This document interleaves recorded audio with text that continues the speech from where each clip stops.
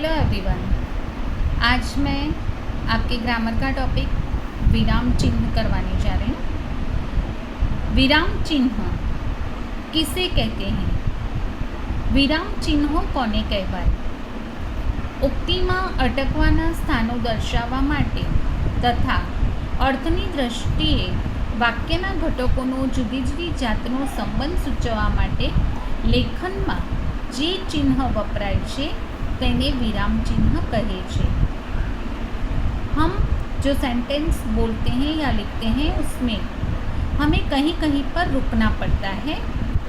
जहाँ हम रुकते हैं उससे या फिर किसी सेंटेंस में किसी वर्ड का मीनिंग स्पष्ट करने के लिए उसके जो सेंटेंस के पार्ट्स हैं उनको अलग अलग शो करने के लिए हम उनके अलग अलग रिलेशन दिखाने के लिए जिन चिन्हों का जिन साइन को यूज़ करते हैं उससे कहते हैं विराम चिन्ह। पूर्ण विराम क्यारे मुकाय छे? फुल स्टॉप कब रखा जाता है? જ્યારે સાદું વાક્ય પૂરું થાય, આજ્ઞાર્થ વાક્ય હોય, સંક્ષિપ્ત ટૂંકા રૂપોની પછી ક્રમ દર્શાવતો શબ્દ કે અંત જ્યારે કૌંસમાં આપેલો ન હોય ત્યારે पूर्ण विराम मुकाय छे।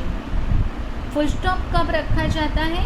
तो जब सिंपल सेंटेंस कंप्लीट होता हो, आज्ञार्थ वाक्य हो, जिस वाक्य में किसी को आज्ञा दी गई हो ऐसा वाक्य हो, संक्षिप्त टूंका रूपों पछी मतलब कोई वर्ड है उसे हम शॉर्ट फॉर्म में लिख रहे हैं तो उसमें उसके बाद क्रम दर्शावतो शब्द के अंत कोई नंबरिंग है उसको हम वर्ड में लिख रहे हैं तो उसके बाद જ્યારે કૌંસમાં આપેલો ન હોય और उसे ब्रैकेट में नहीं लिखा गया हो तब हम फुल स्टॉप रख सकते हैं, तब हम फुल स्टॉप का यूज़ कर सकते हैं। एग्जाम्पल देखिए, आपके माइंड में क्लियर हो जाएगा। शिक्षक कविता सीखवे छे, सिंपल सेंटेंस कंप्लीट हुआ, वहाँ पर रखा गया फुल स्टॉप। तमे त्या जाओ आज्ञार्थ वाक्य है, इसमें ऑर्डर दिया गया है और वहाँ पर भी लास्ट में रखा गया है फुल स्टॉप। एक वचन उसे शॉर्ट फॉर्म में लिखा गया ए फुल स्टॉप व, यहाँ पर उस शॉर्ट फॉर्म में भी हमने फुल स्टॉप रखा। 7 इसको हमने वर्ड में लिखा 7, उसके बाद भी फुल स्टॉप, 7 को हमने ब्रैकेट में नहीं लिखा है इसलिए वहाँ पर भी फुल स्टॉप रखा गया। अल्प विराम क्यारे मुकाय छे? संयुक्त वाक्यों में सहभागी वाक्यों पछी वाक्य लांबू होय त्यारे अवतरण चिन्ह पहला, संबोधन पछी, खरेखर, टूंकमा, जेम के जेवा शब्दों पछी अल्प विराम मुकाय छे।